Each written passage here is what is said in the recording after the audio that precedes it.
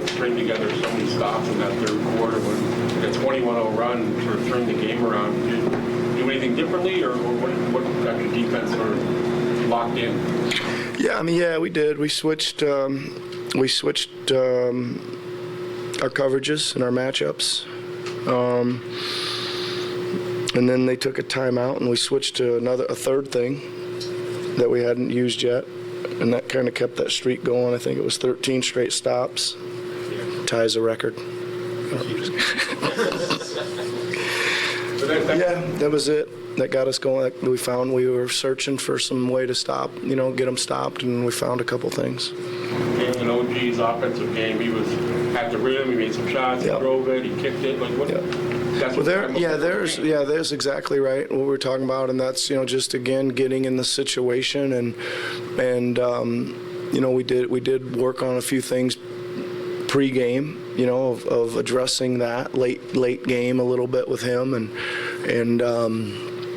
it's always a little tricky because you don't know how they're going to match up, et cetera. So they were moving it around a little bit too, so we had to kind of keep adjusting to that. But no, he just, he wanted the ball, he controlled it, he made moves, he made pass outs, all the stuff you got to do when you're the go-to guy. You were talking before the game about wanting Scottie to get to the rim more. He did it in the second half. In the first half, it looked like he was taking what the defense was giving him, knocked down a few jump shots. Does that sort of help him from a confidence standpoint early in a game? Yeah, I mean, I just want him to be aggressive, and you're right. He came out feeling really good about his jump shot, obviously, and they're giving him space. But you're right. I liked how he worked his way inside there a lot late too. Did some good cutting and found some seams in the zone. They were playing quite a bit of zone. He found some seams there at the basket. Yeah, he had good reads. How much do you think having Fred back helps him as well? It looks like those two are playing pretty well off of each other in the second half. Yeah, I mean, I think it helps. I mean, Fred obviously is helping organize a lot out there. That certainly is a big part of what's going on in a game like this. Who's spacing where, who's setting, who's handling all that stuff, and it's good because again, I think with Scottie playing a good portion of point guard while Fred is out, now we've got some more things we can do when Scottie handles and get Fred off the ball. And I thought Fred had a really good game. He found a couple sets on his own there where he got OG, kind of curling down the lane, and he just kind of kept going to that, and they had trouble until they went small, and then they were switching it, so we couldn't quite take advantage of that anymore. But those are great reads and calls by him. Nick, how do you feel about those mid-range shots from Scottie? They're probably against your rule book from years ago when you were in the G League, but maybe you've changed a little bit since then? Yeah, I mean, listen, I want him to have some freedom to be aggressive, so I'm going to probably, go with that. I think it's when he's feeling good like that and he's hit one or two, then you're going to probably let him go on those, right? And I think if he doesn't hit them, he probably needs to, attack the paint or do something else. But I'm okay. I'm glad he come out aggressive. You've had a few games like this year where there's a huge opponent turnover number, but also a pretty good field goal percentage from the opponent.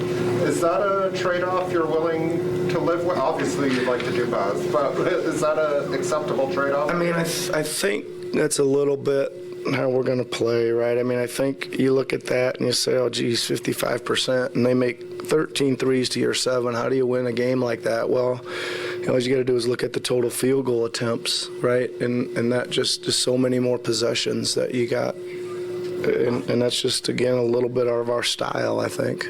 But I assume there is. How much do you see as an area to grow when you aren't forcing those turnovers? Yeah, I mean, I think that we are getting close at covering some of that stuff up, right? I think we're just a half count or a full count late at getting back to blocking some of those shots at the rim. I think we had a game, maybe it was Chicago or something, when we were pretty much in rotation the whole night because of our scheme, and everybody was really quick and energetic and getting back there. I think if I could see some improvement, it would be probably Christian and Chris getting their count sooner so they're not committing those little tap fouls. I think their shot block, I think they should be getting some of those, and that would probably help the field goal percentage defense a little bit. After the Houston game, we talked about OG's driving, and you said you loved how deep he was getting, all the attempts, but he could do more to spring up and finish. It seemed like tonight that was almost prophetic. Yeah, I think he's gone to more power and balance than he has than skill. Right, I think he was doing a lot of Euro stepping and trying to avoid, and I think he's just gone in there and gotten big and strong, and I think it's enabled him to get clearance. He's a really good 2-foot jumper, as we know, and I think it gives him a better chance to see out as well. And he made a huge play out, to kind of seal the game, I think. Any word on Delano? Yeah, ankle. They said it wasn't too good, but I don't get an official report. Coach, I'm sorry to ask him It's all right. ask how he came out again. Yep. But Fancho has been the player with a better plus minus, with a bit better plus minus. What is your opinion about his performance today, especially in defense? Yeah, that's that doesn't surprise me. That's kind of his game. A lot I talk about, you don't really have to have a great shooting night to have such an impactful performance, and he has a plus or minus of 17. And what he's really good at, which we needed tonight, is he chases shooters. Like when they're flying around, he's chasing them, right? He had a little trouble on the ball here and there, but the rest of his defense is good. He chases shooters. He knows the schemes. He blocks out. So I thought he was a key. He was in that stretch of all those stops. I believe he was in for all 13 of those, so he must have been doing something right. Coach, when you guys brought in Thad last year, there was kind of some talk about how you wanted him to be here for a little bit, and not just last year. And obviously, he's stuck around. What can you say about just his consistency and just how he's been able to slot in different parts of the lineup? Well, he's been huge, right? I mean, I think that again, you've heard me talk about.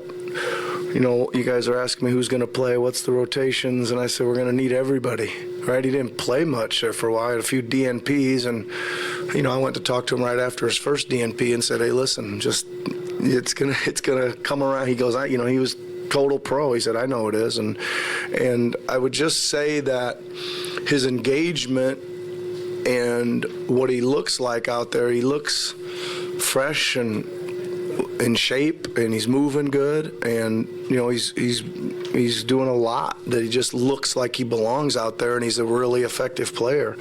So that to me is the best part. I think he looks like a fresh as a daisy out there, which is good. That more or less looked like the Kyle you're familiar with out there. It was tough. He was trying to will him. He was trying to will him to a win. That's for sure. He was tough, man. Thanks very much, everyone. All right. Thank you. Yep.